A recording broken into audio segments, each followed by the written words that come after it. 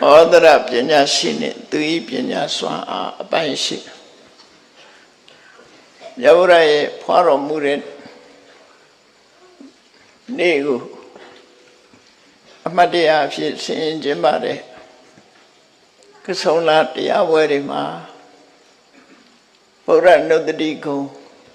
မိမိတို့ရဲ့ရင်ထဲနှလုံးထဲမှာပွားထုံးပြီးမြတ်စွာဘုရားရဲ့ဂုဏ်တော်တွေကိုအာရုံပြုပူဇော်ကြတဲ့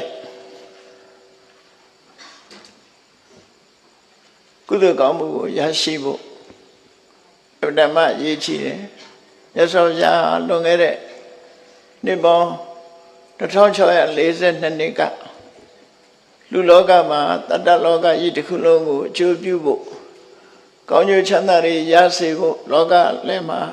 ပွင့်ထွန်းပေါ်ပေါက်ခဲ့တာဖြစ်တယ်ဘုရားဆိုတဲ့သူတော်စင်အရှင်မြတ်ကြီးဟာလူတွေကလူသားတယောက်အနေနဲ့ပေါ်ပေါက်လာတော့လည်းပဲအလုံးကိုမြင့်မြတ်တဲ့စိတ်နေသဘောထားနဲ့တရားတွေပေါ်မှာအကျဉ်းတရားကြီးမားစွာထပ်တတ်တဲ့ပုဂ္ဂိုလ်သူမြတ်ဖြစ်ရုံများမကတရားတွေရဲ့အကျိုးစီးပွားကို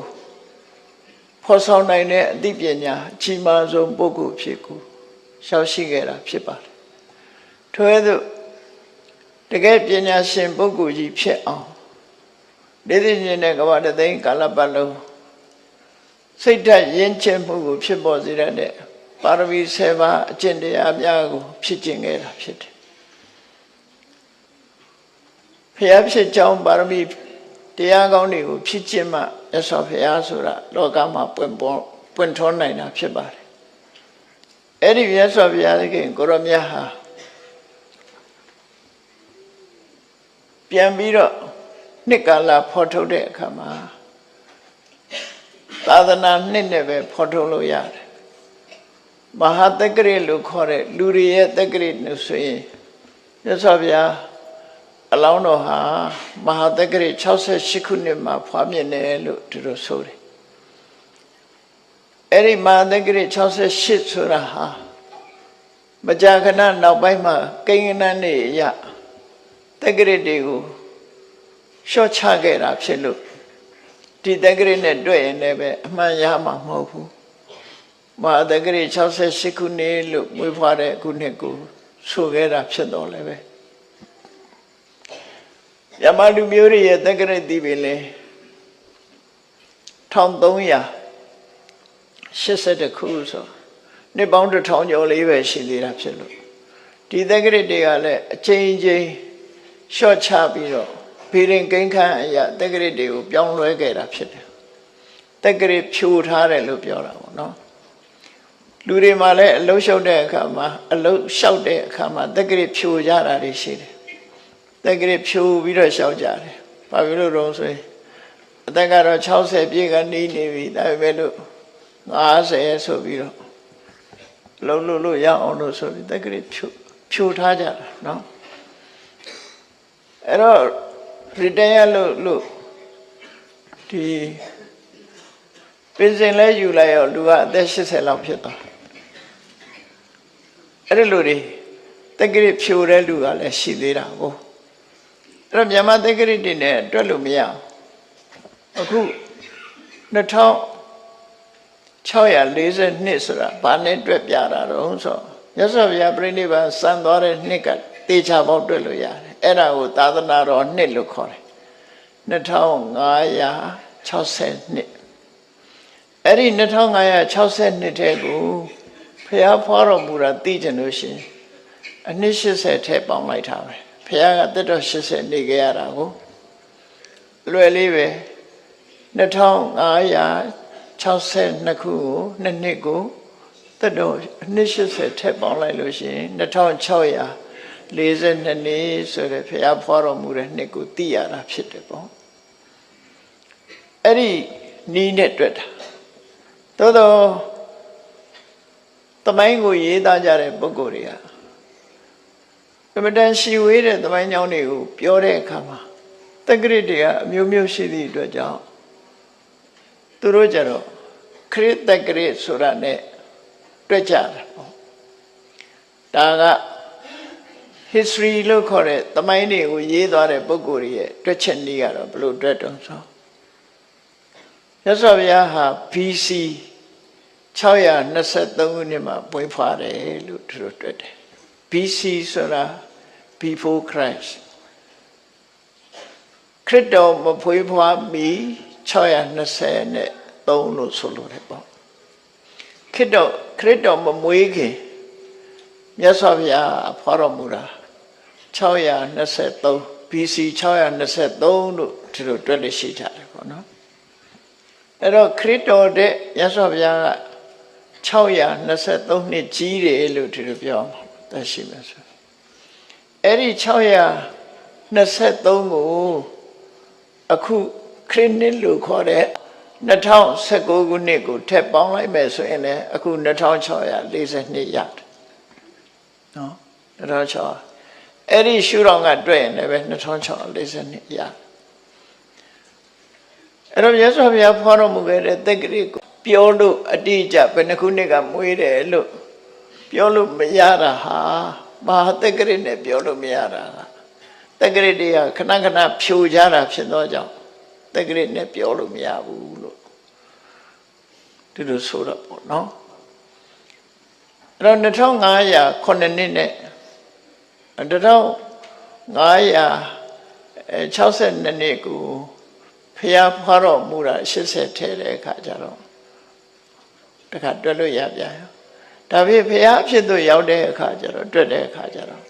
35ထဲပေါင်းပြီးတော့တွက်ရပြန်ပြိဋိဘံဆန္နာကျတော့2560နှစ်ဖြစ်သွားတယ်အဲ့ဒီ3မျိုးကိန်းကနန်3မျိုးကိုအသာထားဖို့လိုအပ်တယ်ပေါ့ဒီကစုံလာပြီနေ့ဟာမြတ်စွာဘုရားဖွားတော်မူတာလည်းဟုတ်တယ်ဒီကစုံလာပြီနေ့ပဲဖျားပြည့်သူရောက်တော်မူတာလည်းဒီကစုံလာပြီနေ့ပဲနောက်ဆုံးပြိဋိဘံပြုသွားတာလည်းဒီကစုံလာပြီနေ့ပဲနေ့အားဖြင့်လအားဖြင့်ဒီလဒီရက်ဒီနေ့မှာပဲဖြစ်တယ်ပေါ့နော်ဒါကြောင့်မို့သမိုင်းကြောင်းရေးတဲ့ပုဂ္ဂိုလ်တွေက3 sacred day လို့မြတ်စွာဘုရားနဲ့ပတ်သက်ပြီးတော့မွန်မြတ်တဲ့နေ့3ခုတိုက်ဆိုင်တဲ့ကစုံလပြီနေ့လို့သူတို့ဆိုတယ်အဲ့ဒီကစုံလကိုအိန္ဒိယနိုင်ငံစကားလုံးနဲ့ပြောတဲ့အခါကျတော့ဝေသာခလို့ခေါ်တယ်ဝေသာခဆိုတာကစုံလကိုပြောတာဘာကြောင့်ဝေသာခလို့ခေါ်တော့ဆိုဝိသာခနက္ခနဲ့ရှင်းပြီးတော့ကောင်းကင်ယံလာပြီဝဏီဟာလာပြီနေ့မှာထွက်တာဖြစ်တယ်ဒီလမှာဝိသာခနက္ခနဲ့ရှင်းထွက်တယ်လို့ဆိုတယ်ဝိသာခဆိုတာနက္ခရဲ့နာမည်အကြောင်းမှကြီးပြောတာမဟုတ်ဘူးနက္ခရဲ့နာမည်အဲ့ဒီဝိသာခနက္ခနဲ့ရှင်းပြီးတော့ဝိသာခနက္ခထွက်တဲ့လမို့ဒီလကိုဝေသာခလို့အိန္ဒိယစကားလုံးဖြစ်ပေါ်လာတာဖြစ်တယ်အိန္ဒိယလူမျိုးတွေရဲ့အတန်တွဲနဲ့ပြောတဲ့အခါကျတော့ဖိစာခကိုသူတို့ပြီးအောင်မဆိုတဲ့အခါမှာဖိစတ်လို့ဖြစ်သွားအင်္ဂလိပ်စကားမဟုတ်ဘူးဖိစတ်ဆိုတာဝေသာခပဲကစုံလာလို့ဆိုလိုတယ်ပေါ့ကမ္ဘာကုလသမဂ္ဂကအဖွဲ့ကြီးကတက္ကရာ2000မှာဘုရားဖွားတော်မူတဲ့နေ့ကိုခေတ်ဆက်တဲ့ holiday ဖြစ်ကြေညာခဲ့တယ်ဖြစ်အဲ့တော့တက္ကရာ2000မှာဘုရားဖွားတော်မူတဲ့နေ့ဟာအတိမတ်ပြုခံရတဲ့သဘောဖြစ်သွားတယ်နော်သို့သောဘုရားဘာသာဝင်သူတော်စင်တွေအနေနဲ့ကတော့ကစုံလာပြီနေ့ကိုမြတ်စွာဘုရားရဲ့ခုံနေခြေစွတော်တွေကိုရည်မှန်းပြီးပူဇော်နေကြတာ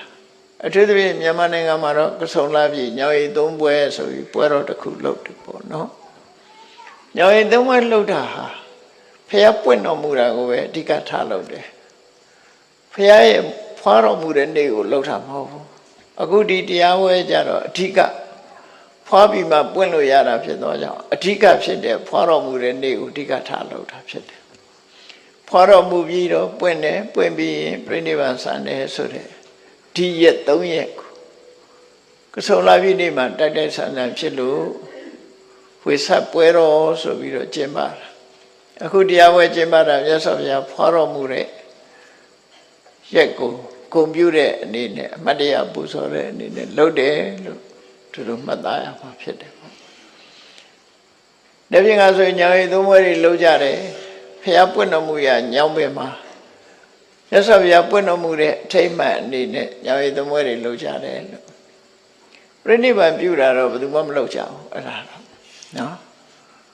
ပြိဋိဘံပြုတဲ့ပွဲတော့မလုပ်ဘူးအဲ့တော့ဖွာတော်မူတဲ့ပွဲဘုရားရဲ့မွေးနေ့ပေါ့မွေးနေ့ပွဲကိုဆင်ကျင်းပကြတယ်ဗုဒ္ဓနေ့အဲ့တော့ဘုရားဘာသာဝင်သူတော်စင်နေနေနဲ့ဒါကိုသေးသေးချာချာသိထားသိရမှာဖြစ်တယ်BC 623မှာမြတ်စွာဘုရားမွေးဖွားတယ်ခဏပြန်တွဲလိုက်တဲ့အခါမှာမြတ်စွာဘုရားဖွာတော်မူခဲ့တာနှစ်ပေါင်း2642နှစ်ရှိပြီလို့ကဆုံလာပြီပြီးလို့ရှိရင်တော့ဟိုဘက်ကျတော့ကနန်းတိုးတော့ကဆုံလာပြီနေ့မှာ42ဖြစ်တော့လေကဆုံလာပြီကျတော့တရက်နေ့ကျတော့43နဲ့ရောက်ပြီ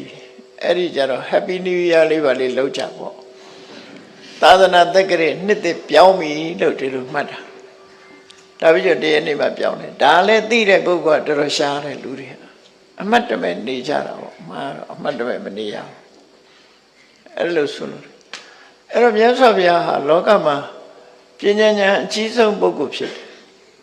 တယ်ပညာဉာဏ်ကြီးလို့တတ္တဝါတွေရဲ့အကျိုးစီးပွားကိုဆောင်ရွက်တဲ့အခါမှာအလွဲမှားမရှိဘူးလောကမှာပညာရှိဆိုတဲ့ပုဂ္ဂိုလ်တွေကလွဲမှားပြီးတော့ညွှန်ကြားလို့ရှိရချက်မအောင်မြင်တာတွေအများကြီးရှိတယ်တတ္တဝါတွေအကျိုးရှိမယ်လို့ထင်ပြီးတော့လမ်းညွှန်ပေးမှုတွေဟာမှားယွင်းနေသည့်အတွက်ကြောင့်ချမ်းသာဒုက္ခမရဘဲနဲ့ဆင်းရဲဒုက္ခရောက်သွားတာတွေကအများကြီးနော်အဲ့တော့အကျဉ်းတရားရှိုံနဲ့မလုံလောက်ဘူးအဓိကအလုံးအတွက်ကောင်းကျိုးချမ်းသာရဖို့ဆိုတာအသိပညာအဓိကကြားတယ်အဲ့လိုအသိပညာအဓိကကြားတဲ့ဖရာဘဝကိုရောက်ရှိဖို့ရအတွက်မြတ်စွာဘုရားပညာပါရမီတွေများစွာဖြည့်ခဲ့ရတယ်ဒီတဲ့ကပညာပါရမီဖြည့်တဲ့တင်ပဲမြတ်စွာဘုရားရဲ့အလောင်းတော်တွေဟာဘလောက်စဉ်းစားဉာဏ်တွေအကောင်းတယ်ဆိုတာကိုဖော်ပြတဲ့ဥမင်္ဂဇတ်လို့ဆိုတဲ့မောဒရာပညာရှိအကြောင်းကိုဆက်လက်နားထောင်ကြရမှာဖြစ်တယ်ပေါ့နော်မြတ်စွာဘုရားကိုပူဇော်တဲ့အနေနဲ့မောဒရာပညာရှိအကြောင်းဖျားမဖြစ်ခင်ရတဲ့အသိဉာဏ်တွေဟာပွင့်လင်းနေစဉ်းစားဉာဏ်ကောင်းတယ်ဆိုတာကိုသူတို့ဆိုလိုတယ်ပေါ့အဲ့တော့မောဒရာပညာရှိတဲ့သူရဲ့ပညာစွမ်းအားတွေကိုမှတ်သားကြရအောင်ဒီနေ့ဝိရဟမင်းကြီးရဲ့နန်းတော်မှာမောဒရာပညာရှိကိုရာဇဝမှုသင့်အောင်ရာဇဝမှုသင့်အောင်လှုပ်ဖို့ကိုင်မဲ့အမတ်ကြီး၄ယောက်ကလှုပ်ဖို့ကိုင်မဲ့ပညာရှိလို့ခေါ်တဲ့အမတ်ကြီး၄ယောက်ကဒီကြံဆောင်ပြီးတော့ဒုက္ခရောက်အောင်ပြစ်မှုတစ်ခုကိုကျွလွန်ကြဘုရင်ရဲ့ယရနာတွေဖြစ်တဲ့ပရမညာအုပ်ဆောင်ရွှေဘရဲ့ဘုရင်ဝတ်ဆင်တဲ့ရွှေဘရဲ့ဘုရင်ခြုံတဲ့ကပလာဘုရင်စီးတဲ့ရွှေချင်းနှင်းတို့နန်းတော်အနေပျောက်သွားနန်းတော်ကြီးမှာယရနာပစ္စည်းတွေခိုးမှုဆိုတဲ့ပြဿနာကြီးတစ်ခုဖန်တီးကြဖန်တီးတဲ့အခါမှာအဲ့ဒီပြဿနာအဲ့ဒီယရနာပစ္စည်းတွေကဘယ်မှာသွားတွေ့တော့ဆိုမောဒရာအိမ်မှာသွားတွေ့မောဒရာအိမ်တွေ့တော့မောဒရာဟာမင်းဖြစ်မင်းထန်တဲ့ပြီပေါ့သူ့အိမ်မှာရောက်တယ်ဆိုတာကိုသိရှိရတဲ့ဘုရင်ကြီးဘုရင်ဆိုတာလဲရန်သူအလွန်များစဉ်းစားဉာဏ်လဲအာနေကြောက်တယ်သူတို့ကအဲ့တော့မောဒရာကိုဖမ်းဖို့စီးဖို့မိန့်ထုတ်တယ်မိန့်ထုတ်တဲ့အခါကျတော့အဲ့ဒီအချိန်မှာမောဒရာပညာရှိဟာအဖမ်းမခံရအောင်ရှောင်တိန်တဲ့အနေနဲ့တိတ်တဆိတ်အိမ်ကနေထွက်သွားတယ်အဲ့ဒါလဲအခုခေတ်လဲအဲ့လိုပဲတိန်ရတယ်မတိန်လို့မရဘူးเนาะဖမ်းတော့မယ်လို့သတင်းကြားရဲ့အဲ့ဒါတိန်နေမှာတချို့ဟာကြတော့မဟုတ်ဘဲနဲ့ဖမ်းခံရတာတွေရှိတယ်လေအဲ့တော့ရှောင်တိန်နေရတယ် မောဒရာပညာရှိကလည်းဒီချိန်ဖန်ခါရရင်မသက်တာဘူးလေဘုရင်ကြီးကစိတ်ဆိုးနေတဲ့အချိန်ဆိုတော့သူလည်းတိတ်တဲ့စိတ်ထွက်သွားပြီးတော့တိတ်နေလဲရတယ်သို့တော့မောဒရာပညာရှိရဲ့ကျင့်ရာဖြစ်တဲ့အမရာဒေဝီကအဗ္ဗဒံမဉာဏ်စွမ်းဉာဏ်စာထက်တယ်ယရနာတွေဘယ်သူခိုးတယ်ဆိုတာသူဟာစနစ်တကျဖော်ထုတ်နိုင်ခဲ့ပြီးဘုရင်ကြီးကိုခိုးတယ်နဲ့တခိုးလေးယောက်ပါဖမ်းပြီးတော့ယရနာပစ္စည်းတွေကိုဘုရင်ကြီးကိုဆက်သနိုင်ခဲ့တာဖြစ်သည့်အတွက်ကြောင့်မောဒရာပညာရှိကရာဇဝမှုကလွတ်သွားတယ်လက်တွေ့ပြနိုင်လို့ရှိရင်လွတ်တာပေါ့ဒါလည်းပညာစွမ်းနဲ့မှဖြေရှင်းလို့ရတာခဏခေတ်မှလည်းပဲပြဿနာတွေဆိုတာဒီလိုရှိတဲ့အခါမှာတာမန်ဖြေရှင်းလို့မရဘူးအသိပညာစွမ်းနဲ့ဖြေရှင်းနိုင်မှရတယ်နန်းတွင်ယရနာခိုးမှုပြဿနာကြီးကအမှန်တမ်းကြီးမားတယ်ဘုရင်ဆိုတာလည်းပဲချက်ချင်းအမိန့်ချတတ်တယ်တေချာမစစ်ဆေးပဲနဲ့ခိုးသူကိုတတ်စေးဆိုတဲ့အမိန့်နဲ့လုပ်တတ်တယ်နော်အဲ့ဒါကြောင့်မလို့ရှောင်တိန်နေလိုက်တာနောက်ခိုးသူ၄ယောက်ပေါ်လာတယ်ခိုးသူတွေဟာတခြားလူတွေမဟုတ်ဘူးအမတ်ကြီး၄ယောက်ပဲဖြစ်တယ်မောဒရာဒုက္ခရောက်အောင်ကြံဆောင်တဲ့အမတ်ကြီး၄ယောက်အမတ်ကြီး၄ယောက်ကိုဂရုံးပြောင်းအောင်ရိတ်ပြီးတော့မြောက်ကြီး၄ကောင်အဖြစ်အမယာဒေဝီကတကယ်ကိုရုပ်ပြည့်ရှင်းပြဖြစ်အောင်ပညာရှိနှိမ့်ဆက်နည်းနဲ့နှိမ့်ဆက်တယ်ပညာရှိနှိမ့်ဆက်နည်းဆိုတာဘယ်လိုဟာတော့ဆိုလက်ကိုပဲလက်လန်ထားတဲ့သဘောမျိုးလက်ဆိုတာပဲလက်လန်ထားလို့ရှိရင်လှုပ်မှမလှုပ်နိုင်တော့ရက်ကန်ဖြစ်နေအပညာရှိနှိမ့်ဆက်တဲ့နည်းကအဲ့ဒီနည်းနဲ့နှိမ့်ဆက်တာလောဖြူကြီး၄ကောင်ဆက်တာပြစေဆိုပြီးယရဏပစ္စည်းတွေလည်းပြန်တခိုးတွေဟာသူ့မဟောဒရာပညာရှိမဟုတ်ပါဘူးဒီလူ၄ဦးဖြစ်ပါတယ်ဆိုတာကိုတတိတက္ကရာနဲ့ငါကအနှင်းခဲ့တယ်သို့တော်ဘုရင်ကြီးဟာမောဒရာပညာရှိကလည်းရှောင်တိန်သွားတာဖြစ်လို့နန်းတော်မှာသူ့ကိုအကြံပေးမဲ့လူမရှိတော့တခိုးတွေမိဘရဲ့တန်းနဲ့အရေးမယူပဲနဲ့လွတ်လိုက်တယ်လူငင်းချမ်းသာခွင့်ပေးလိုက်တယ်ပေါ့နော်အဲ့ဒါမျိုးကလည်းရှိတယ်နော်တကယ်ကိုခိုးသူမှန်သိရတဲ့နဲ့လူငင်းချမ်းသာခွင့်ပေးထားလိုက်ပြန်အဲ့ဒီအချိန်မှာဘာဖြစ်လာတော့ဆိုနန်းတော်မှာတကယ်ကိုပညာသားပါပြောနိုင်ဆိုနိုင်တဲ့ပုဂ္ဂိုလ်တကယ်ကိုတရားဓမ္မနဲ့ရှင်းပြပြီးပညာရှိစကားပြောနိုင်တဲ့ပုဂ္ဂိုလ်နန်းတော်ကြီးမှာစိတ်သုံးနေတယ်လူတော်လူကောင်းတွေစိတ်သုံးလာတယ်မဟုတ်တာလုပ်တဲ့လူတွေကများလာ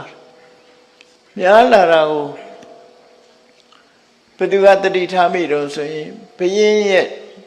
ထိချက်ဆောင်နတ်သမီးထိချက်ဆောင်နတ်သမီးဆိုတာဘုရင်ရဲ့ထိချက်မှာသူကသူ့ရဲ့ပုံမွေးမှဖြစ်ပြီးတော့အဲ့ဒီမှာနေထိုင်တဲ့နတ်သမီးပေါ့နော်နေထိုင်တဲ့နတ်သမီးနတ်တွေဆိုတာတခါတရံကျတော့လူတွေရဲ့အဆောင်အုံနဲ့သူတို့ရဲ့အဆောင်အုံတွေမြေကြီးပေါ်ရှိတဲ့တစ်ပင်တွေနဲ့သူတို့ရဲ့အဆောင်အုံတွေဆိုတာဆက်ပြီးတော့နေတတ်တယ်ဒါတွေကိုဘူမထနတ်လို့ခေါ်တယ်သူတို့ကလူတွေလိုပဲလူတွေရဲ့အကြားမှာပဲအိမ်တွေမှာနေကြရတယ်လူတွေအနီးမှာနေကြရတယ်အိမ်တွေမှာဖြစ်တဲ့နတ်ကိုအိမ်ဆောင်နတ်လို့ခေါ်တာဒီလူတွေရဲ့အနီးမှာဖြစ်တဲ့ပုဂ္ဂိုလ်ကိုယ်ဆောင်နတ်လို့ခေါ်တာတကယ်ကတော့သူတို့ကိုမင်းငါတို့ကိုစောင့်ပါလို့ဂျူတီချထားတာမှမဟုတ်တာဘယ်သူမှလည်းပတ်စံပေးထားတာမဟုတ်ဘူးအဲ့တော့မရှိဘူးလားလို့ဆိုတော့အာရခဒေဝတာအဆောင်နတ်ဆိုတာတော့ရှိတယ်အဆောင်နတ်ဆိုတာသူများတာဝန်ပေးထားလို့စောင့်နေတဲ့နတ်မဟုတ်ဘူးနော်စောင့်နေတဲ့နတ်မဟုတ်ဘူးကိုယ်နဲ့ပတ်သက်ပြီးဖြစ်တယ်ခင်ရပင်ရပဲသူကခင်လို့ရှိရင်တော့စောင့်မှာပေါ့မခင်ရင်တော့မစောင့်နတ်ဆိုတာကကြောင်လဲတွန်းတတ်တယ်စောင့်လဲဆောက်ရှော့တတ်တယ်နတ်ကလည်းနတ်ကောင်းနတ်မြတ်စိတ်ကောင်းနှလုံးကောင်းရှိတဲ့နတ်ကစောင့်ရှောက်မယ်ဒီ6တွန်းတတ်တဲ့နတ်ကလည်း6တွန်းတယ်အဲ့တော့နတ်ဆိုတဲ့အကောင်းကြီးမအောင်မေးလေးနဲ့နော်6တွန်းတဲ့နတ်ကတွန်းတာပဲအခုထီးချောင်းဆောင်နတ်သမီးကဘုရင်ကြီးအနိဗ္ဗာန်မှာဘုရင်ကြီးဟိုဟောပြောပြတာဆုံးမတဲ့စကားတွေဩဝါဒစကားတွေပြောဆိုခဲ့တဲ့ထဲမှာမဟောဒရာပညာရှိရဲ့ပြောဆိုမှုတွေဟာတကယ်ကိုတရားနိလန်းကြတာတယ် အဲ့ဒီတရားနိလန်ကြတဲ့စကားတွေကိုမကြားရဘူးမဟုတ်တရုပ်တွေပြောတဲ့လူတွေကလည်းပြောကြပြောကြတာမမှန်မကန်နေပြောကြတယ်သို့တော့နတ်တွေကသိတယ်ဒီကောင်လိမ့်နေတယ်ဆိုတာနတ်တွေကသိတယ်သိနေတော့မှန်မှန်ကန်ကန်နေမကြားရတာကြားတဲ့အခါကျတော့မဟောဒရာပညာရှိကိုနန်းတော်ပေါ်ပြန်ရောက်အောင်သူကြံဆောင်တယ်နတ်ကနေဘလို့ကြံဆောင်လို့ဆိုညအခါမှာထီးပြူကထီးချက်ကိုရုတ်တရက်ဘွားကနေထီးချက်ကိုဖွင့်ပြီးတော့နတ်သမီးတယောက်ပေါ်လာတယ်ဘုရင်ကြီးအိပ်စက်နေတဲ့အချိန်မှာပေါ်လာပြီးတော့ဘုရင်ကြီးကိုမေကွန်လေးပုတ်မေးသွားတယ်မေကွန်ပု္ပ္ပစာ၄ခုမေးသွားတယ်မေးသွားတဲ့အခါမှာကဲဒီမေကွန်ဖြေပါဆိုတော့ဘုရင်ကြီးကစဉ်းစားတယ်နတ်သမီးမေးတဲ့မေကွန်၄ခုမဖြေနိုင်ဘူးမဖြေနိုင်တော့ဘုရင်ကြီးကနေ့ပြင်ကကြမှာပညာရှိတွေနဲ့တိုင်ပင်ပြီးတော့ဖြေပါမယ်ဒီနေ့တည်းတော့ခွင့်ပေးပါဆိုခွင့်တောင်းတာဒါနဲ့နတ်သမီးကကောင်းပြီဆိုသူခွင့်ပေးလိုက်တယ်နောက်တည်းကျတော့မြောက်ဖြူကြီး၄ကောင်အဖြစ်ဆက်ခံထားရတဲ့သေနကတို့ပုဂ္ဂုတတို့ကာမိဏတို့ဒေဝိနဆိုတဲ့အမတ်ကြီး၄ယောက်စီကိုဘုရင်ကြီးကမနဲ့စောစောမှာဆင့်ခေါ်လိုက်တယ်ငါနန်းတော်ပညာရှိအမတ်ကြီးတွေလာခဲ့ကြတိုင်ပင်စရာရှိတယ်လို့ခေါ်လိုက်တဲ့အခါမှာအမတ်ကြီး၄ယောက်ကကရုံးပြောင်းအောင်တုံးထားတာဖြစ်တော့သူတို့မလာရဲဘူးတဲ့နော်ခုခေတ်ကတော့ကရုံးကိစ္စမရှိအောင်ဘောသမားလည်းကရုံးပဲနော်လက်ဝိသမားလည်းကရုံးပဲဆိုတော့ကိစ္စမရှိဘူးခုခေတ်တော့နော်အဲ့တော့သူတို့ကရုံးတုံးထားတာမလာရဲပါဘူးလို့ဘုရင်ကြီးစီပြောတယ်ဘုရင်ကြီးကကောင်းပြီမင်းတို့ဆိုပြီးတော့ဝန်ကြီးအုပ်ထုပ်ဝန်ကြီးတွေဆောင်းတဲ့အုပ်ထုပ်ကိုအဲ့ဒီခေတ်မှာဘုရင်ကြီးကပို့လိုက်ပြီးတော့ဒီအုပ်ထုပ်လေးဆောင်းပြီးတော့နန်းတော်အခါကဝင်ညာလို့အဲ့ဒီခေတ်ကစားတယ်လို့အုပ်ထုပ်ပေါ်လာတဲ့ခေတ်လို့သူတို့ပြောတယ်နော်ဝန်ကြီးအုပ်ထုပ်ပွဲရပြတဲ့အုပ်ထုပ်နဲ့တူလားမတူလားတော့မသိဘူးအဲ့ဒီဝန်ကြီးဆောင်းတဲ့အုပ်ထုပ်တွေဆောင်းပြီးခုခေတ်ပါလီမန်အမတ်တွေဆောင်းတဲ့ပေါင်းချက်တွေခေါင်းပေါင်းတော့မဟုတ်ဘူးနဲ့တူတယ်အဲ့ဒါလို့အုပ်ထုပ်ဆောင်းပြီးတော့တက်ခဲလို့ဆိုတော့အုပ်ထုပ်လေးဆောင်းပြီးတော့သူတို့နန်းတော်ထဲမှာအခါစားဝင်လာကြတယ်ခါစားဝင်လာတော့ဘုရင်ကြီးကသူတို့ပြောတယ်ညကတဲ့ငါအိတ်နေတော့အိယာကနှုတ်ချင်းနတ်သမီးတယောက်ပွားခဲ့တဲ့ပေါ်လာပြီငါ့ကိုမေကွန်ပု္ပ္ပစာ၄ခုမေးသွားတယ်တဲ့အဲ့ဒီမေကွန်တွေကိုမင်းတို့ဖြေကြစမ်းဆိုတစ်ခုစီမေကွန်တွေထုတ်ပြောတယ်အဖြေကိုဘလို့မှရှာမတွေ့ဘူးခေါင်းကုတ်ချင်နိုင်ကုတ်ခေါင်းမောင်းတောင်ကျွတ်အဖြေကိုရှာမတွေ့ဘူးအဖြေမတွေ့တော့သူတို့လည်းမဖြေနိုင်ဘူးဘုရင်ကြီးကလည်းမဖြေနိုင်ဘူးအဲ့ဒီလိုမေကွန်ပု္ပ္ပစာ၄ခုရဲ့အဖြေကိုလုံးဝအစားရှာပြီးတော့မတွေ့ကြဘူးအဲ့ဒီလိုနဲ့တနေ့ကုန်သွားတယ်ညရောက်တော့နတ်သမီးကပေါ်လာပြန်နော်ပေါ်လာပြန်ပြီးမင်းကြီးမနေ့ကမေးထားတဲ့မေကွန်အဖြေရပါလားလို့ဆိုမရသေးဘူးတဲ့ပညာရှိအမတ်တွေခေါ်ပြီးတော့မေးတော့လည်းမဖြေနိုင်ကြဘူး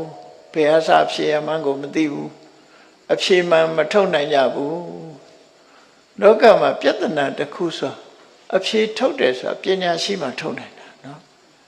အဲ့ဒါမှခဲနေတာမန်မေကွန်လေးတွေတောင်တစ်ခါအဖြေမှန်ထုတ်ဖို့ဆိုတာတော်တော်ခက်တယ်လေအခုလူမှုရေးနဲ့ပတ်သက်ပြီးတော့နတ်သမီးကမေးထားတဲ့မေကွန်တွေဟာအဖြေမှန်မထုတ်နိုင်ကြဘူးအဲ့တော့နတ်သမီးကဘာပြောလဲလို့ဆိုဘုရင်ကြီးကိုအပြစ်တင်ပြီးတော့စပြီးဘာပြောတော့ဆိုဒီနတ်သမီးကပြောတာဘာတွေပြောတော့ဆိုကောနုတန္တမိပိစောတိအခိပရိယေတနံစရံဒီမင်းကြီးကဘာနဲ့တူတော့ဆိုရင်မီးရှိနေပါရဲ့တန်းနဲ့မီးလိုက်ရှာနေတဲ့လူနဲ့တူတယ်တဲ့လောကမှာ မီးရှိနေတဲ့တန်းနဲ့မီးကိုမမွှေးပဲနဲ့မီးကိုလိုက်ရှာနေတယ်မီးကိုကြောပေးပြီးတော့မီးလိုက်ရှာတော့ညအခါမှာလက်ခနဲ့ပြန်တန်းတဲ့ပိုးဆုံးကြီးကိုမီးထင်ပြီးတော့အဲ့ဒီကောင်ကိုဖမ်းပြီးတော့လောင်စာတွေထည့်ပြီးတော့ပါးစပ်နဲ့မှုတ်နေတာပိုးဆုံးကြီးကိုလောင်စာထည့်ပြီးတော့ပါးစပ်နဲ့မှုတ်နေသလိုမီးရှိတဲ့တန်းနဲ့မီးကိုမရှာဘဲနဲ့ပိုးဆုံးကြီးကိုမှုတ်နေလို့ဘယ်လိုလုပ်မီးရမှာတော့သေမင်းကြီးရှာပုံရှာနေလွဲနေပြီသေမင်းကြီးအားကိုးတဲ့ပညာရှိအမတ်ကြီးတွေဟာပိုးဆုံးယူတွေပဲမီးမှမဟုတ်တာပိုးဆုံးယူသွားပြီးတော့မီးမွေးလို့ဘယ်လိုလုပ်ရမလဲတကယ်မီးလို့တမိုးရှိတဲ့ပုဂ္ဂိုလ်ကမဟောဒရာပညာရှိတာဖြစ်တယ်သူသာသိနိုင်တယ်ငါမေးတဲ့အမေကိုမဟောဒရာပညာရှိကလွဲလို့ဘယ်သူမှဖြစ်နိုင်မှာမဟုတ်ဘူးအဲ့တော့သေမင်းကြီးဟာမီးမရှာဘဲနဲ့ပိုးဆုံးယူကိုမီးလုတ်ပြီးတော့ရှားနေမှာဘယ်တော့မှအဖြေမရနိုင်ဘူးဒီစကားအနေစပြီးတော့ပြစ်တင်ပြီးတော့ပြောဆိုတာအဲ့ဒါတွေမကဘူးပြောလိုက်တာသူကအဒက္ခိရတ္တိခိဇောတံဇာတဝေဒံအမိညထတတ္တခောမယစုံနာနိအဖိမတ္ထံတိနာနိသဝိပရိတာယတင်ညာယနာသက္ခိ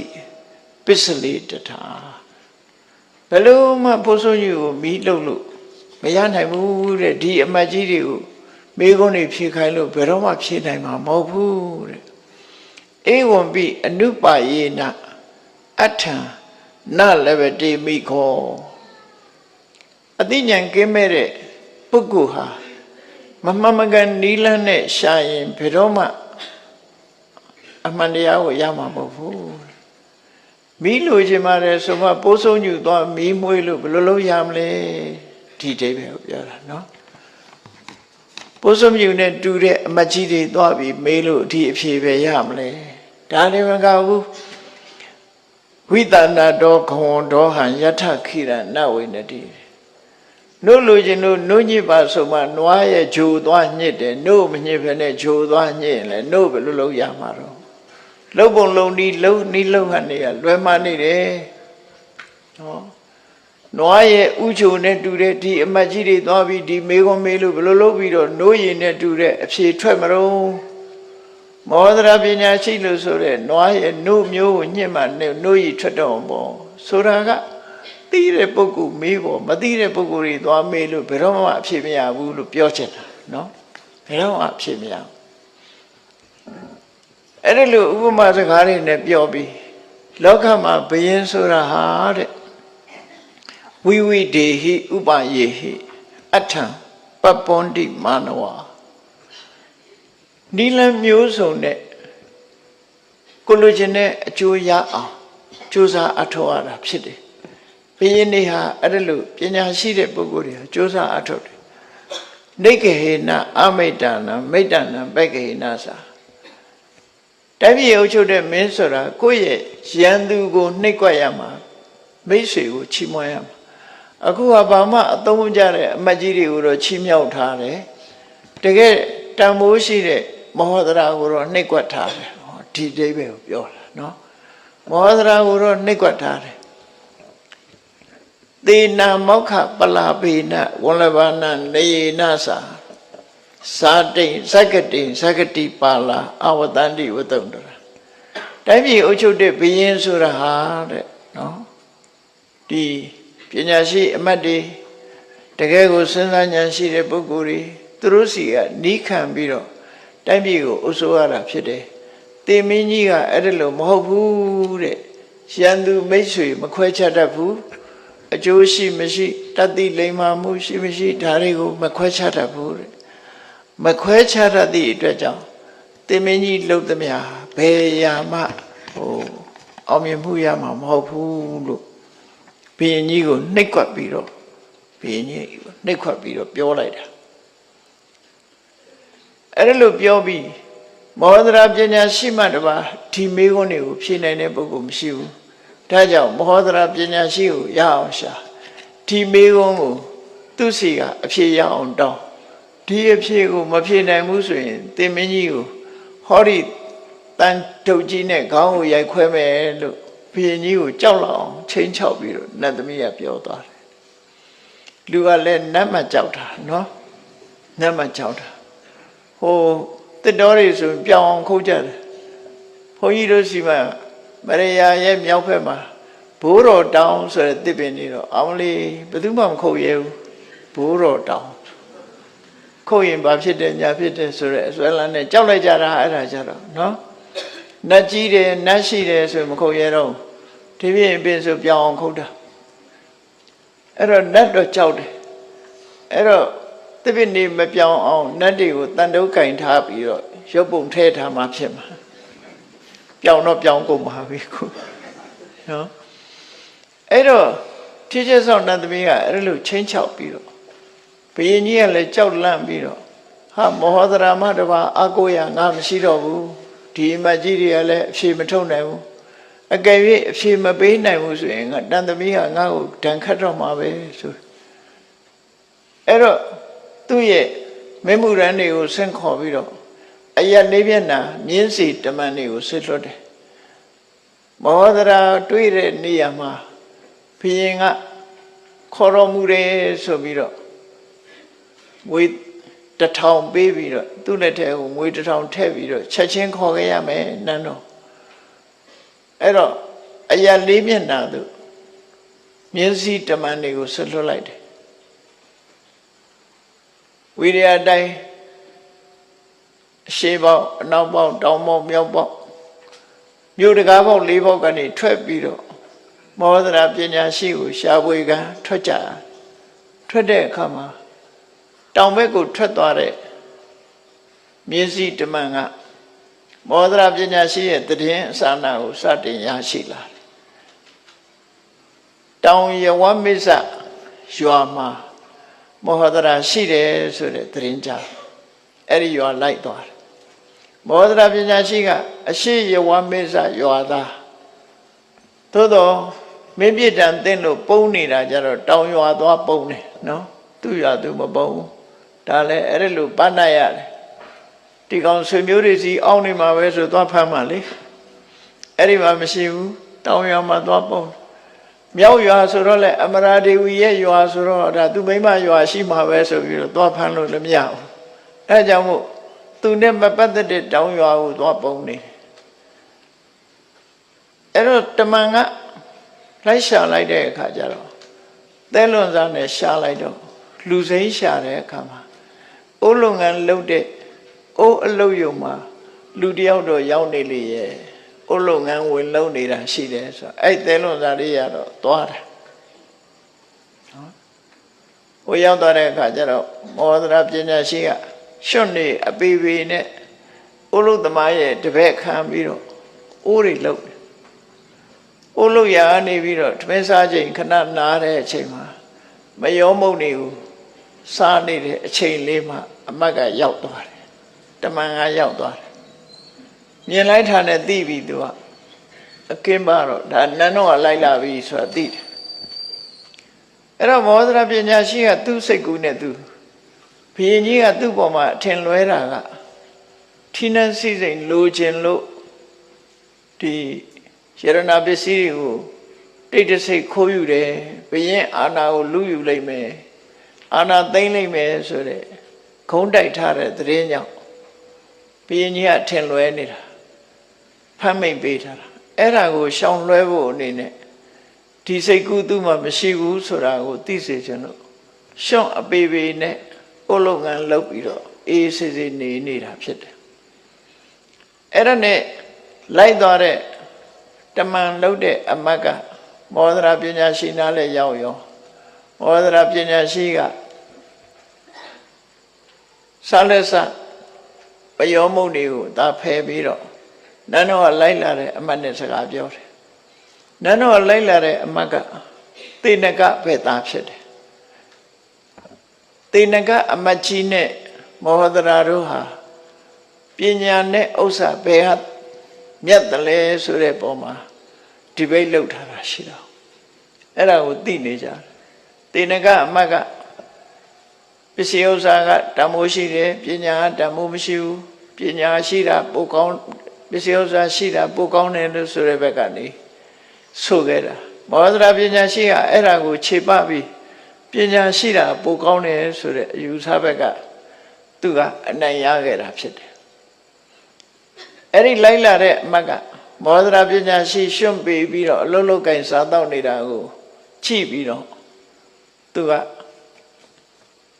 တေနကဖက်သားအနေနဲ့မောဒရာပညာရှိကိုစကားပါပြောလိုက်တော့ဆိုသစ္ဆံကိရတွန်အပိပူရိပညာ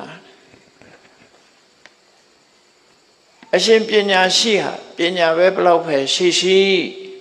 တေနကအမတ်ကြီးပြောတာမှန်တယ်ဘာကြောင့်လို့ဆိုရင်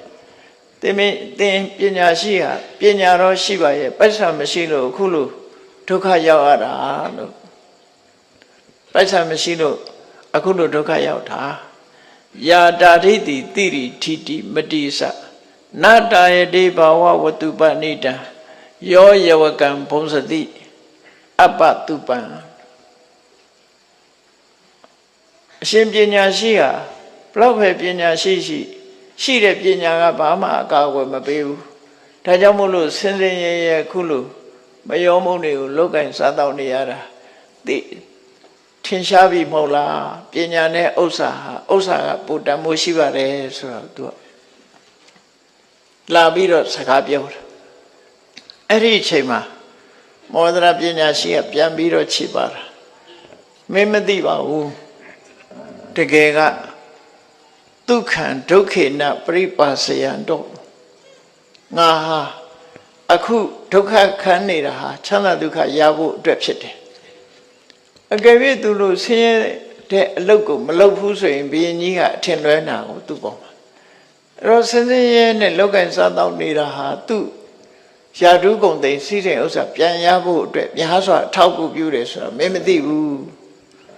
ငါတို့လူစဉ်းစားဉာဏ်နဲ့ဒုက္ခခံပြီးတော့ချမ်းသာတိုးတက်အောင်ငါဟာကြံဆောင်ပြီးတော့လှုပ်ထားတာဖြစ်တယ်ကာလံဝိစိနံသန္ဒသံနောအချိန်အခါလိုက်တင့်တော်တဲ့ချိန်လားမတင့်တော်တဲ့အချိန်လားအခုချိန်မှာသူရှိတဲ့ပစ္စည်းဥစ္စာတွေအသုံးချပြီးကြွားကြွားဝန်းဝန်းနဲ့နေမယ်ဆိုရင်ဘုရင်ကြီးကပို့ပြီးတော့ထင်လွဲမှာဒီသူဟာအပြင်ထွက်ပြီးတော့လူသူတွေစီးယုံပြီးတော့ငါ့ကိုတော်လှန်မှုလုပ်နေတယ်လို့ထင်မှာအဲ့ဒီလိုမထင်ရအောင်ဒီအချိန်မှာကုတ်နဲ့လောက်ကစားတော့အောင်မဲ့အချိန်ဖြစ်တယ်ဆိုတော့ကိုယ်ဆန္ဒတွေကိုဖုံးကွယ်ပြီးတော့အခုလိုအချိန်ခါအားလျော်စွာငါဟာဒုက္ခခံပြီးတော့လှုပ်နေတာဖြစ်တယ်အထတဒွါရဏိအပပုရတောတကယ်ကိုအကျိုးရှိမဲ့လမ်းကြောင်းတစ်ခုကိုငါဖွင့်လှစ်ဖို့ရာကြိုးပမ်းမှုသာလည်းဖြစ်တယ်တေနဟံတုတ်တံမိယောဝတနေနာဒါကြောင့်မယောမုံစားတဲ့ဆင်းရဲဒုက္ခလေးကိုငါကျင့်တတ်တယ်ငါလုံနေတာဟာအောင်မြင်ဖို့ပဲဖြစ်တယ်မောဒရာပညာရှိကပြန်ပြီးတော့ခြေဆိုလိုက်တယ်အဲ့လိုခြေဆိုလိုက်တဲ့အခါကျတော့လာပြီးတော့ဒီခေါ်တဲ့အမတ်ကမောဒရာပညာရှိဘုရင်ကြီးကမှားလိုက်တဲ့သတင်းစကားကိုတွေ့တဲ့နေရာမှာချက်ချင်းခေါ်ခဲ့ရမယ်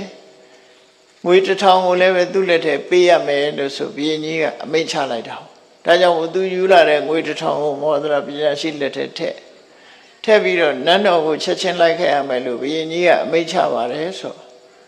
မောဒရာပညာရှိကငွေ1000ကိုလက်ခံပြီးဩလုသမားပိုင်ရှင်ဩလုငံပိုင်ရှင်ကိုအဲ့ဒီငွေ1000ကိုပေးလိုက်တယ်အဲ့ဒီလိုသူတို့နှစ်ဦးနန်းတော်ကလိုက်လာမှဩလုငံပိုင်ရှင်ကြီးကလည်းသူဟာတကယ်ကိုဘုရင်ကြီးကချီးမြှောက်ထားတဲ့မောဒရာပညာရှိကိုသူ့ရဲ့တပည့်အဖြစ်စိတ်ခိုင်းမိပါလားဆိုပြီးသူအဲ့ဒီမှာလန့်နေသို့တော်မောဒရာပညာရှိကဘာမှမကြောက်နဲ့သူ့အတွက်အခုလိုခိတ္တခဏခိုကိုးခွင့်ပေးတာကိုကျေးဇူးတင်ပါတယ်ဆိုပြီးငွေ1000ကိုဩလုငံပိုင်ရှင်လက်ထဲထည့်ပြီးတော့နန်းတော်ကလာတဲ့မြင်းလဲပေါ်မှာမြင်းထားပေါ်မှာတက်ပြီးတော့ချက်ချင်းလိုက်လာခဲ့တယ်အဲ့ဒါလည်းပဲရှွန့်အပေပေနဲ့ချက်ချင်းလိုက်သွားတာလဲဘုရင်ကြီးဒေါသပြေဖို့အတွက်ပဲရေမိုးချိုးတာတွေမလုပ်ဘူးချက်ချင်းလိုက်သွားတယ်ခိုးရောက်တဲ့အခါနန်းတော် ရောက်တယ်သို့တော်ဘုရင်ကြီးကရေမိုးချိုးပြီးမှနန်းတော်ကိုဝင်ခဲ့လို့မိန့်ချလိုက်တဲ့အခါမှာအိမ်ပြန်ရေမိုးချိုးဝတ်စားတွေဝတ်ပြီးမှပြန်ဝင်အဲ့ဒီမှာသွားခေါ်တဲ့အမတ်ကဘုရင်ကြီးကိုတဏှုတင်ရတယ်အပြည့်စုံမောဒရာကိုဘယ်နာတွေ့တယ်ဘယ်လိုပုံစံနဲ့တွေ့တယ်ဆိုတာတွေအကုန်လုံးပြောတဲ့အခါမှာဘုရင်ကြီးကအော်ငါ့ကိုအာဏာသိမ်းမှုသူလှုပ်တာမဟုတ်ဘူးဆိုတာတတိတကရာဖြစ်သွားတယ်ပေါ့နော်ဘုရင်ကြီးရဲ့စိတ်ဟာပို့ပြီးတော့ခြေနှက်သွားတယ်သူဟာတိတ်ရှောင်နေတဲ့အချိန်မှာလူသူစုပြီးငါ့ကိုတော်လာမှုလှုပ်ဖို့မဟုတ်ဘူးဖြစ်တယ်လို့သူဟာဆင်းရဲဒုက္ခခံပြီးတော့နေရတာဖြစ်တယ်အဲ့တော့မဟောဒရာငါ့ကိုလှုပ်ကြံမှုဆိုတာမဟုတ်နိုင်ဘူးဆိုဘုရင်ကြီးကယုံကြည်မှုရသွားတယ်အေးနန်းတော်ရောက်တဲ့အခါကျတော့ဘုရင်ကြီးကမဟောဒရာပညာရှိကိုပလင်ပေါ်မှာတင်ပြီးတော့အကျိုးအကြောင်းပထမစပြီးတော့ဗာပြောတော့ဆိုသူ့စိတ်ထဲမှာမောဒရာပေါ်မှာစိတ်မချနိုင်သေးဘူးဘုရင်ဆိုတာမျိုးကသူ့ယာတုအာဏာကိုလူမှအမတန်ကြောက်တယ်ဒါကြောင့်မို့စိတ်မချနိုင်သေးဘူးစိတ်မချနိုင်တဲ့အခါကျတော့ဘုရင်ကြီးကမောဒရာပညာရှိကိုစူးစမ်းတဲ့အနေနဲ့စကားစားတယ်ဒုခိပိဟေကေနဂရောတိပပံအဝနတန်တကဘယပုနေကေအေလောကမှာပစ္စည်းဥစ္စာပြည့်စုံတဲ့ပုဂ္ဂိုလ်တွေဟာတချို့ပုဂ္ဂိုလ်တွေကမဟုတ်တာမလုပ်ကြဘူးတဲ့ပစ္စည်းဥစ္စာပြည့်စုံပေမဲ့မဟုတ်တာမလုပ်ကြဘူးတဲ့အဝနတန်တကဘယပုနေကေတချို့ပုဂ္ဂိုလ်တွေကြတော့မဟုတ်တာလုပ်တယ်လို့မကောင်းတဲ့ရင်တွေထွက်မှဆိုသည့်အတွက်ကြောင့်မဟုတ်တာကိုမလုပ်ကြဘူးတဲ့ပဟုသမနာဝိပုလထစိတ်တိကိဉ္ကာရဏမေနကရောတိဒုက္ခမောဒရာပညာရှိမိမကပစ္စည်းဥစ္စာလည်းပြည့်စုံတယ်ကြံရည်ဉာဏ်ရည်ကြံဖန်ကြံရည်ဉာဏ်ရည်လည်းရှိတယ်အဲ့ဒီလိုပြည့်စုံသူဖြစ်ပါရဲ့တန်းနဲ့ငါ့ကိုဒုက္ခပေးမဲ့အလုပ်ကိုမင်းဘာလို့မလုပ်ထားလဲစူးစမ်းကြည့်တာနော်လောကမှာပြည့်စုံတဲ့လူတွေဟာသူများကိုဒုက္ခပေးဖို့လွယ်တယ်လေပြီးတော့သူကကြံရည်ဉာဏ်ရည်ကလည်းကြံရည်ဖန်ရည်ကလည်းသူ့မှာပြည့်စုံအဲ့လိုပြည့်စုံရဲ့တန်းနဲ့ငါဒုက္ခရောက်မဲ့အလုပ်မျိုးကိုမင်းဘာလို့မလုပ်ထားလဲဆိုတော့မောဒရာပညာရှိကဖြေတယ်နပန္ဒိတာအတ္တဒုက္ခတာဟေတုပါပဏိကမ္မဏိသမှုရစရန္တိရှင်မင်းကြီးတဲ့ပညာတကယ်ပညာရှိတဲ့ပုဂ္ဂိုလ်တွေဟာကိုချမ်းသာဖို့အတွက်နဲ့သူများကိုဘယ်တော့မှဒုက္ခမပေးပါဘူးပညာရှိအစစ်အမှန်ဆိုရင်ဘယ်တော့မှသူများဒုက္ခရအောင်မလုပ်ဘူးတဲ့ကိုချမ်းသာမှုကိုအကြောင်းပြုပြီးတော့သူများကိုဒုက္ခပေးတယ်မဟုတ်တဲ့တရားဆန့်ကျင်တဲ့အတ္တမအလုပ်မျိုးကိုလုံးနေမရှိပါဘူးတဲ့ဒုက္ခေနဖုဒ္ဓခလိတာပြီအခက်အခဲကြုံလို့ဆင်းရဲဒုက္ခရောက်ပြီးခြေကျော်လက်ချော်နဲ့ဆင်းရဲဒုက္ခရောက်ပြီးဆင်းရဲနေရတဲ့အချိန်လေးပါပဲဖြစ်ပါစေသန္တာစဒေါသစနသဟန္တိဓမ္မသူတို့ဟာဒီသန္တာဂတိကြောင့်လည်းပဲတရားလမ်းကြောင်းကိုမစွန့်ဘူးတဲ့ဒေါသဂတိကိုအကြောင်းပြုပြီးတော့လည်းပဲတရားလမ်းကြောင်းကိုမစွန့်ကြပါဘူးဆိုလိုတာကပညာရှိပုဂ္ဂိုလ်ဟာကိုချမ်းသာဖို့အတွက်မဟုတ်တာဘယ်တော့မှမလုပ်ဘူးလို့ဆိုလိုတယ်နော်အဲ့တော့မဟုတ်တာလုပ်တဲ့ပုဂ္ဂိုလ်တွေကတရားဓမ္မကိုမကျင့်သုံးမဲနဲ့မဟုတ်တာလုပ်တဲ့ပုဂ္ဂိုလ်တွေကတကယ်ပညာရှိမဟုတ်တဲ့ပုဂ္ဂိုလ်တွေပေါ့နော်ပညာရှိဆိုရင်ဘယ်တော့မှမကောင်းတာမလုပ်ဘူးတဲ့မကောင်းတာမလုပ်ရုံနဲ့မကဘူးဆင်းရဲဒုက္ခကြုံတဲ့အချိန်မှတောင်မှပဲသူတို့တွေဟာဒီအဂတိ၄ပါးကိုလိုက်စားလေးမရှိကြဘူးအဂတိဆိုတာမလုံတဲ့နာကိုလှုပ်တာကိုအဂတိကမနာအဂတိဆိုတာမလုံတဲ့လမ်းကြောင်းကိုကမနာသွားခြင်းလို့အဓိပ္ပာယ်ရတယ်အဂတိဆိုတာမသွားတဲ့လမ်းကြောင်းမလုံတဲ့လမ်းကြောင်းဘာတွေကြောင့် မသွားတဲ့နဲ့လမ်းကြောင်းကိုသွားကြတယ်လဲဆိုရင်ကိုယ်နဲ့သိလို့ဆိုတဲ့ခင်မင်လို့ဆိုတာကိုအကြောင်းပြုပြီးတော့လဲမလုပ်တဲ့နဲ့လုပ်လိုက်ကြတယ်ဆိုပါစို့ဥပဒေကဒီလိုရှိတယ်ဒါပေမဲ့ဥပဒေတိုင်းမသွားဘဲနဲ့ဒီလူကတော့ငါအသိဖြစ်လို့ဆိုပြီးဖာဖာထေးထေးလုပ်လိုက်တယ်ဒါအဂတိလိုက်စားမှုလို့ခေါ်တယ်နော်သူဥပဒေချိုးဖောက်နေတာကိုသိရတဲ့နဲ့ငါနဲ့သိတဲ့လူမို့တက်တက်ညာညာလုပ်လိုက်မယ်ဒါကသန္တာဂတိလို့ခေါ်တယ်အာဒီကောင်ကိုတော့ချမှဖြစ်မယ်နော်မုန်းဤအတွက်ကြောင့်ဒီမဟုတ်တာတောင်အဟုတ်လုပ်ပြီးသာသာထိုးထိုးဒုက္ခရောက်အောင်လုပ်တာကြတော့ဒေါသဂတိလို့ခေါ်တယ်ကောင်းမကန်လုံးသိမလုံးသိမသိလို့ဒီဆုံးဖြတ်ခြင်းအဆုံးဖြတ်လိုက်တာမောဟဂတိလို့ခေါ်တယ်အေးဒီလူကတော့သူ့ကို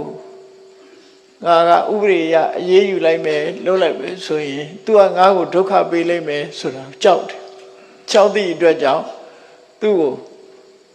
ဒုက္ခမပေးဘဲနဲ့လွတ်လိုက်တယ်ဆိုရင်ဘေယဂတိလို့သူခေါ်တယ်ဥပဒေဟာဥပဒေလမ်းကြောင်းဟာထင်ထင်ရှားရှားရှိရတဲ့နဲ့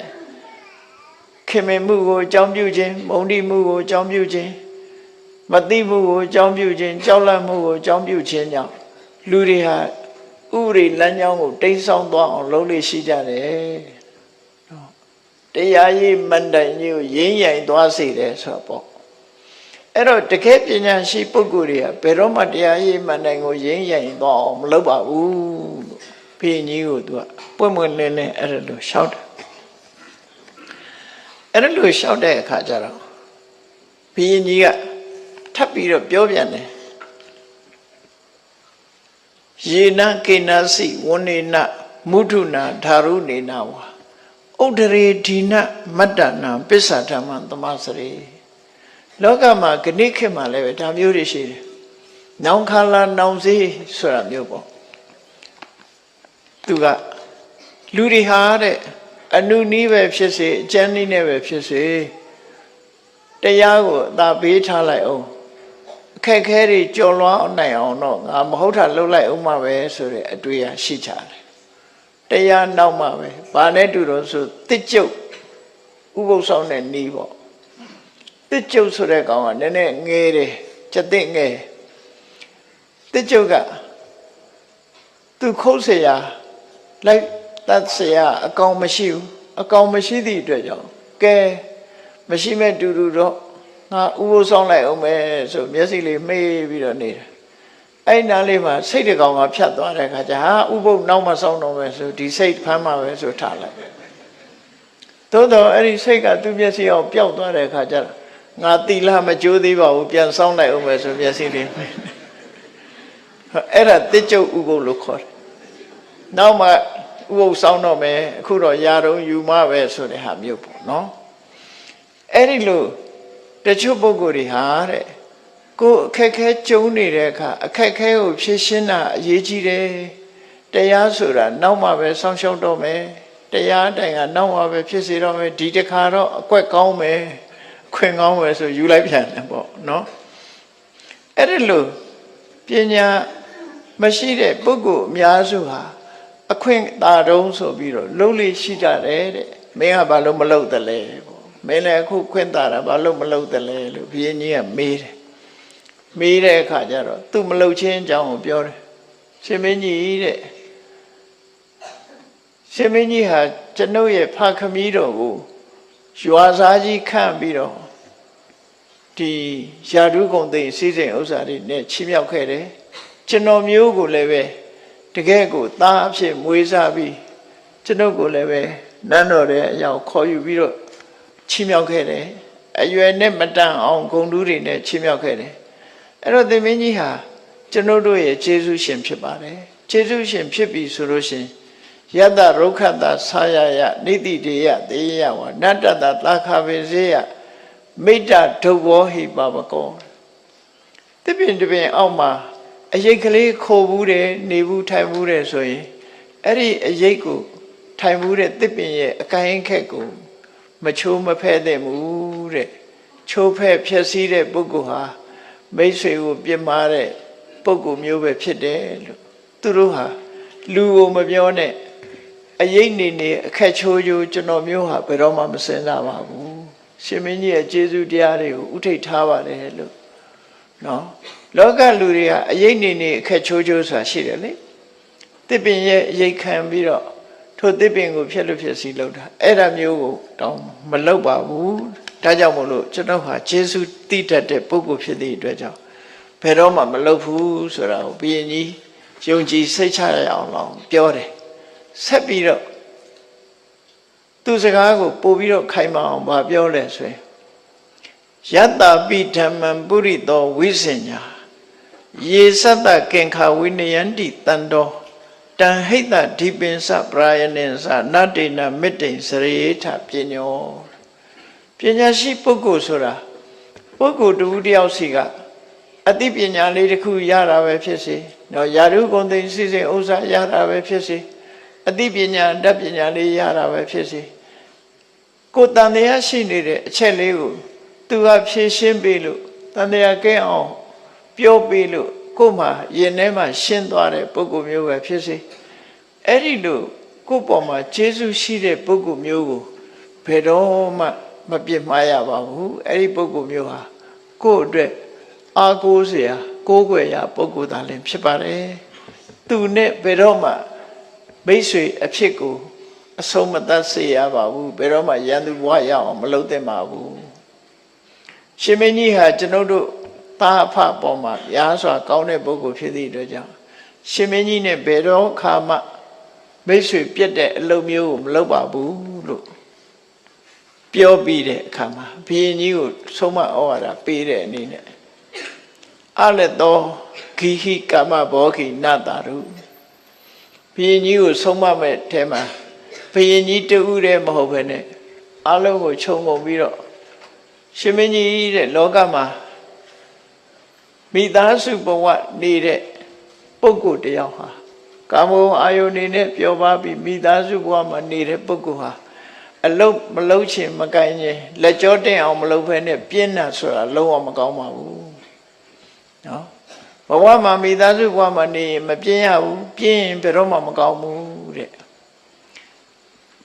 ပပ္ပစီတောအတ္တညတောပပ္ပစီတောနတ္တရုမကောင်းမှုဒုစရိုက်တွေကခွာရှောင်ပြီးတော့သာသနာ့ဘောင်ဝင်တဲ့ယဟန်ပုဂ္ဂိုလ်တွေဟာလည်းပဲနှုတ်ကိုလည်းမဆောင်စည်းဘူးလက်ကိုလည်းမဆောင်စည်းဘူးဆိုတဲ့ကိုယ်နှုတ်နှလုံးကိုမဆောင်စည်းတဲ့ပုဂ္ဂိုလ်ဟာလုံးဝမကောင်းပါဘူး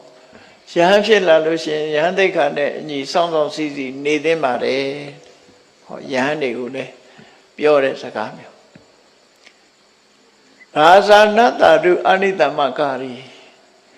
တိုင်းပြည်အုပ်ချုပ်တဲ့မင်းဟာတဲ့မဆုမဆန်သူများပြောတာနဲ့ယုံကိုယ်ကိုစုံစမ်းစစ်ဆေးခြင်းမရှိဘဲနဲ့ဒါဘုရင်ကြီးကိုတိုက်ရိုက်ပြောလိုက်တာပဲနော်ဒါသူခိုးတာမဟုတ်ဘူးဆိုတာထင်ရှားနေရတဲ့နဲ့သူများပြောတာကိုယုံတယ်ယုံပြီးတော့အမိန့်တွေထုတ်တယ်နော်စဉ်းစားဆင်ခြင်မှုမရှိဘဲနဲ့အယံလှုပ်တတ်တဲ့မင်းမျိုးဟာဘယ်တော့မှမကောင်းပါဘူးဘုရင်ဆိုတာစဉ်းစားစားသူများပြောတိုင်းမယုံရပါဘူးကိုယ်သိဉာဏ်နဲ့ကိုယ်စဉ်းစားပြီးတော့အုပ်ချုပ်တင်ပါတယ်လို့ဘုရင်ကြီးကိုပြောပြီးယောပဏိတောကောရဏောနတ္တတုတဏ္ဏတ္တုပညာရှိဖြစ်နေလို့ရှိရင်လေဒါသူကိုယ်သူကိုပြောလိုက်တာပညာရှိဖြစ်နေပြီးတော့စိတ်တူတာအညှိုတေးထားတာလုံးဝမကောင်းပါဘူးဒါကြောင့်သူဟာပညာရှိမှုဘုရင်ကြီးကိုဘယ်တော့မှအညှိုတေးမထားပါဘူးဘုရင်ကြီးကဘယ်လိုပဲမင်းပြမင်းနဲ့နေတဲ့ဒုက္ခပေးငါ့ကိုဒုက္ခပေးတယ်ဘုရင်ကြီးဆိုပြီးတော့ကျွန်တော်မျိုးဟာအမျက်ဒေါသရန်ညှိုးထားခြင်းမရှိပါဘူးအညှိုတေးမထားပါဘူးဆိုတာကိုတိုက်ရိုက်မဟုတ်ဘဲနဲ့တွယ်ဝှက်ပြီးတော့ပြောလိုက်တာပဲဖြစ်တယ်ပေါ့ဒီအချက်မှာအလုံးကိုဆုံးမပြီးသားဖြစ်သွားတယ်ဘုရင်ကိုလည်းဆုံးမပြီးသားဖြစ်တယ်ပညာရှိပုဂ္ဂိုလ်တွေကိုလည်းဆုံးမပြီးသားဖြစ်တယ်ယဟန်တွေကိုလည်းဆုံးမပြီးသားဖြစ်တယ်လူဝတ်တာမန်လူတွေကိုလည်းဆုံးမပြီးသားဖြစ်သွားတယ်ပြီးတဲ့အခါကျတော့ဘောဓရာပညာရှိကဘာပြောတော့ဆိုနိတ္တမခတ္တိယောကရိယာရှင်မင်းကြီးတိုင်းပြည်အုပ်ချုပ်တဲ့မင်းဆိုတာစူးစမ်းဆင်ခြင်ပြီးတော့ အမှန်သိရမှလုပ်တင်ပါတယ်ဘုရင်ဆိုတာအမြဲတမ်းစူးစမ်းဆင်ခြင်ပြီးမှလုပ်တင်တယ်အမိန့်တစ်ခုထုတ်မယ်ဆိုရင်အရင်မထုတ်သင့်ဘူးတိုင်းပြည်အုပ်ချုပ်တယ်ဆိုတာတည်တည်ချာချာစစ်ဆေးစုံစမ်းပြီးတော့မှလုပ်တင်တယ်နာနိတံမဓိသံပတိတိုင်းပြည်အုပ်ချုပ်တဲ့မင်းဟာမစင်မကျင်သူများပြောတာယုံပြီးတော့ဘယ်တော့မှမလုပ်သင့်ပါဘူးနိတံမကာရိနောရာဇယသောကိတ္တိသဝတ္တတိဘယ်ကိစ္စမှာပဲဖြစ်ဖြစ်ဆင်ញင်တုံတရားနဲ့လုပ်မယ်ဆိုရင်ဂုဏ်သတင်းတွေကြော်စောမှုတွေတိုးတက်လိုက်နိုင်ပါတယ်ပို့ပြီးတော့ကြီးပွားတိုးတက်နိုင်ပါတယ်ဘုရင်ဆိုတာဘယ်တော့မှမစင်မစားမလုပ်သင့်ဘူးဆိုတာကိုဘုရားလောင်းကဘုရင်မင်းကြီးကိုဩဝါဒပေးတာအဲ့ဒါလို့ဩဝါဒပေးလိုက်တဲ့အခါဘုရင်ကြီးကတန်တရားကင်းသွားတယ်တန်တရားကင်းသွားပြီးတဲ့အခါမှာသူနန်းတော်ကိုခေါ်ရခြင်းအကြောင်းကိုအဲ့ဒီကျမှပြောတယ်နော်ကဲမောဒရာပညာရှိလွန်ခဲ့တဲ့ညတွေတုန်းကထီးချက်ဆောင်နတ်သမီးကငါ့ကိုမေကွန်လေးဖို့လာမေးတယ်အဲ့ဒီမေကွန်လေးဖို့ကိုငါလည်းအဖြေမထုတ်နိုင်ဘူးဟောဒီပညာရှိဆိုတဲ့အမတ်ကြီးလေးယောက်လည်းအဖြေမထုတ်နိုင်ဘူးဒါကြောင့်မို့လို့ငါသားမဟောဒရာမင်းအဖြေထုတ်ပေးပါဆိုတဲ့အခါကျတော့ဘုရားလောင်းကကောင်းပါပြီရှင်မင်းကြီးကျွန်တော်ဖြေထုတ်ပေးပါမယ်ဘုရင်ကြီးကအဲ့ဒီချိန်မှာဘုရားလောင်းကိုဒီနေရာထိုင်ခင်းသေးသေးချာချာပေးပြီးတော့ဘုရားလောင်းဖြေမဲ့အဖြေကိုစောင့်စားတယ်ရှင်မင်းကြီးနတ်သမီးမေးတဲ့မေးခွန်းတွေကိုအမိန့်ရှိပါသူဖြေပါမယ်လို့ဆိုနတ်သမီးမေးတဲ့နံပါတ်1မေးခွန်းကဘာတော့ဆိုရင်ဟန္တိဟတ္ထေဟိပါဒေဟိမုခေသပရိသုဝတိသဝေရာဇပိယဟောတိကန္တေနတောဖိပတ္တိဆိုလိုတဲ့အဓိပ္ပာယ်ကဒုတိယဟာတဲ့နော်လက်နဲ့ထုခြေထောက်နဲ့ကမ်းမျက်နာကိုလက်သီးနဲ့ထိုးအဲ့ဒါလို့လှုပ်တဲ့ပုဂ္ဂိုလ်ကိုတဲ့အလုတ်ခံရတဲ့ပုဂ္ဂိုလ်ကပိုးပို့ပြီးတော့ချစ်လာတယ်တဲ့နော်ကိုယ်မျက်နာကိုလက်သီးနဲ့ထိုးခြေထောက်နဲ့ကမ်းအဲ့လိုလှုပ်တဲ့လူကိုပဲပို့ပြီးတော့အချစ်တွေပိုးလာတယ်အဲ့ဒါဘာကြောင့်လဲဘယ်သူလဲဒီမေကောမေးလိုက်တယ်ဘုရားလောင်းကချက်ချင်းဖြေတယ်အရှင်မင်းကြီးတဲ့ဒီမေကောကနတ်သမီးကသူရွယ်ပြီးတော့ပြောတာတဲ့သားအမိ2ယောက်ပါတဲ့နော်မိဘရှင်ခွင်ပိုက်ထားတဲ့သားကလေးကမိဘရဲ့မျက်နှာကိုလက်နဲ့ပုတ်နော်လက်နဲ့ပုတ်လက်သီးနဲ့ထိုးကလေးလေးကပေါဆလေးကမိဘကိုရိုက်ဘယ်လိုပဲလှုပ်လို့မိဘကစိတ်မဆိုးတဲ့ပြင်ဒီကလေးလေးကိုပိုးပို့ပြီးတော့ချစ်လာတယ်ဒါတော့ပိုသိကြမှာပေါ့နော်အဲ့ဒီမိဘတွေဟာကလေးပေါဆလေးကရိုက်ထားနှစ်ထားခြေထောက်နဲ့ကမ်းတာကိုသဘောတွေကိုကြားပြီးတော့အဲ့ဒီကလေးလေးကိုပို့ပို့ပြီးတော့ချစ်လာတယ်အဲ့ဒါဟာရှင်ခွင်ပိုက်သားကလေးပါပဲရှင်ခွင်ပိုက်ထားတဲ့သားကလေးရဲ့သားကလေးကိုရည်ညွှန်းပြီးတော့မေးတဲ့မေးခွန်းမှာလို့ဖြေလိုက်တော့နတ်သမီးကတခါတည်းပန်းနေနဲ့ကျဲပြီးတော့ဟုတ်လိုက်လေသူမေးတာဒါမေးတာနတ်သမီးကလည်းလူသဘောတွေအကုန်သိနော်လူတွေဘာလုပ်လို့ရှိတယ်ဆိုတာသားမိ2ယောက်ကလေးလေးခြိထားတဲ့အခါမှာကလေးလေးကဘလို့ပဲမျက်နှာပုတ်မိဘတွေကခြေနှံ့ရှင်မင်းကြီးဒုတိယမေခွန်းကိုမရှိပါလို့ဆိုဒုတိယမေခွန်းကဘာတော့အကောတတိယထာကမ္မအာဂမင်သတ္တအိသတိသဝေရာဇပိယဟောတိကန္တေနတွာဖိပတ္တိနောက်မေခွန်းကတော့ကြိုက်တယ်လို့ဆဲတယ်တဲ့အဲ့လိုဆဲပြီးစိတ်ဆိုးမှန်ဆိုးနဲ့နင်သေးပါစေဟဲ့တော်တဲ့သွားရင်နင်ကြားကြီးကြိုက်ပါစေနဲ့ဆိုပြီးတော့ဆဲဆိုပြီးတော့ချိန်မောင်းပြီးတော့လွတ်လိုက်တဲ့လူကိုမြဲတမ်းပြန်လာစေခြင်းနဲ့မမြင်ရရင်မနေနိုင်ဘူးသူ့ကိုပို့ပြီးတော့ချစ်လာတယ်တဲ့အဲ့ဒါဘယ်ပုဂ္ဂိုလ်လဲအဲ့ဒါလဲမိဘနဲ့အရွယ်ရောက်စကလေးသားငယ်17နှစ်အရွယ်ရောက်ပြီအမေဖေကလက်တို့လက်တောင်းခိုင်းတယ်ငါသားဟိုသွားလိုက်စမ်းဆိုရင် မသွားခြင်းဘူးမသွားခြင်းတော့ရော့အဆံပေးမယ်ရော့မုံမိုးကျွေးပေးမယ်မင်းငါခိုင်းတာလေးသွားလိုက်စမ်းပါဆိုဟုတ်ကဲ့လို့ဆိုပြီးမုံယူပြီးတော့အဲ့ဒါလန်တွေးတဲ့လူနဲ့ကစားနေတယ်ခိုင်း